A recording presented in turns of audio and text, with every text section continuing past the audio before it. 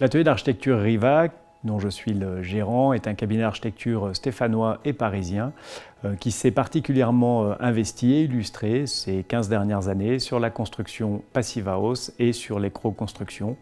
Nous avons 12 architectes diplômés en construction passive sur un effectif d'environ 25 personnes à l'agence.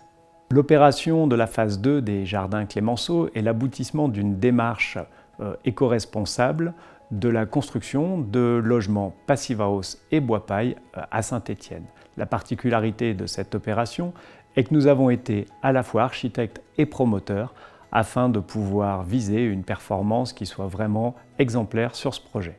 Nous avons 5 maisons d'une superficie de 93 à 120 mètres carrés. Elles se situent dans le quartier de Beaulieu, à proximité de l'ancienne muraille de Chine, aujourd'hui devenue le HPL.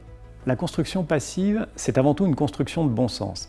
C'est une construction qui est basée sur la physique du bâtiment, avec un besoin de chauffage qui est réduit à sa plus simple expression. L'idée est de récupérer la chaleur qu'on va appeler fatale, celle de la cafetière, de l'ordinateur, du four, afin de chauffer le logement et d'obtenir un confort exemplaire. En été, le phénomène s'inverse, on chasse cette chaleur afin de préserver un climat particulièrement agréable dans cette maison.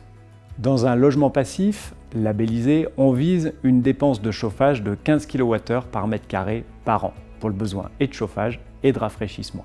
À titre d'exemple, cela correspond à 1,50 € de chauffage par mètre carré pour des maisons comme celle des jardins Clémenceau, environ 150 € de besoin chauffage par an.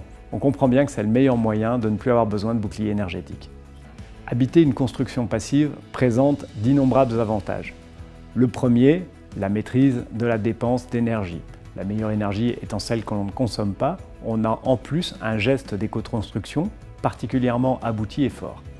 Mais le confort n'est pas en reste. Une maison passive est beaucoup plus confortable qu'une maison traditionnelle. On a un air neuf, filtré en permanence, avec beaucoup moins de poussière, une absence de parois froides et donc beaucoup plus de confort dans les logements.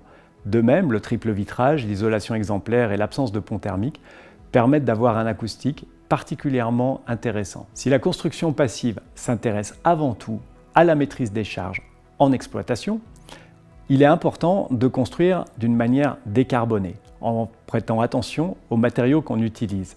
Ici, avec l'usage du bois local et de la paille, on est en plein dans le mille. Nous avons également utilisé de la ouate de cellulose. Ainsi, c'est 82% du volume des matériaux de la maison qui sont issus du réemploi, du recyclage ou des écomatériaux.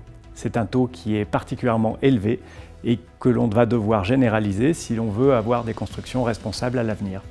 Construire passif, c'est un petit peu plus cher. Les constructions à l'époque ont coûté 1 700 € hors taxe par mètre carré en 2019.